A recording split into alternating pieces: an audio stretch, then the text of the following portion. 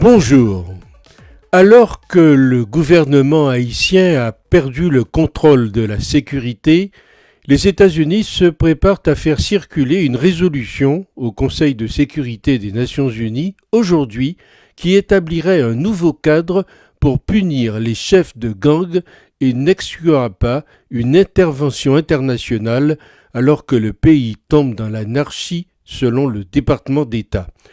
Le secrétaire d'État adjoint aux affaires de l'hémisphère occidental, Brian Nichols, a déclaré que les chefs de gang qui alimentent la pire crise sécuritaire que connaît Haïti depuis des décennies sont dans la ligne de mire et que leurs actions visant à déstabiliser Haïti seront sanctionnées par des interdictions de déplacements internationaux et des sanctions financières.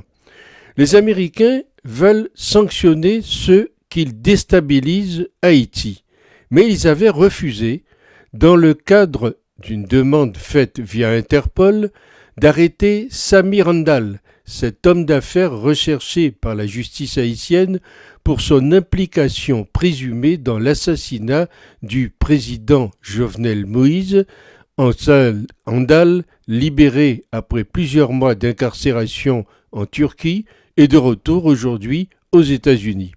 C'est ce genre de radotage qui fait parler de propos hypocrites. Ce n'est d'ailleurs pas la première fois que les États-Unis accouchent de telles balivernes. C'est de l'hypocrisie à en couper au couteau. Car les chefs de gang, BBQ, Iso, Tilapli, Chrysla et leurs comparses se déplacent-ils à l'étranger ? Ont-ils un visa d'un quelconque pays dans leur passeport, s'ils en ont un ? Les millions qu'ils gagnent dans le kidnapping, dans le vol ou qu'ils reçoivent des autorités haïtiennes, les déposent-ils dans des comptes bancaires ? Pendant que les États-Unis radotent de la sorte, chez eux, se trouvent terrés les vrais chefs de gang, ceux qui financent ces petits bandits à sandales, comme on les appelle. Toutes les armes qui terrassent le peuple haïtien viennent de chez eux et passent dans leurs ports. Pourtant, ils ont suffisamment de support technologique et d'agents formés pour empêcher une aiguille de passer s'ils le désirent.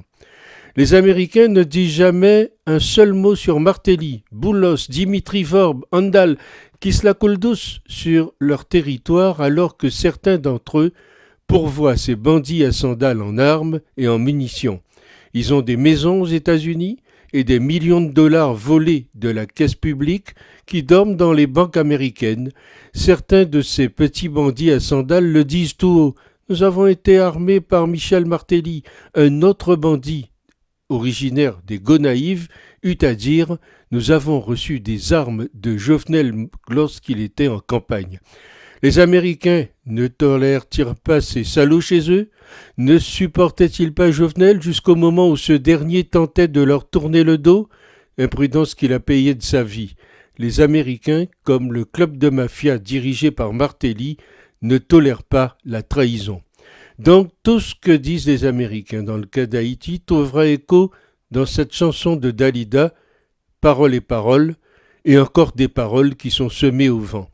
Les cartes se mêlent davantage aujourd'hui pour l'avenir, le chaos est bien pire que ce qu'on imaginait et personne ne sait dans quel sens va tourner le fleuve alors que le pays tout entier sombre dans la terreur. À demain.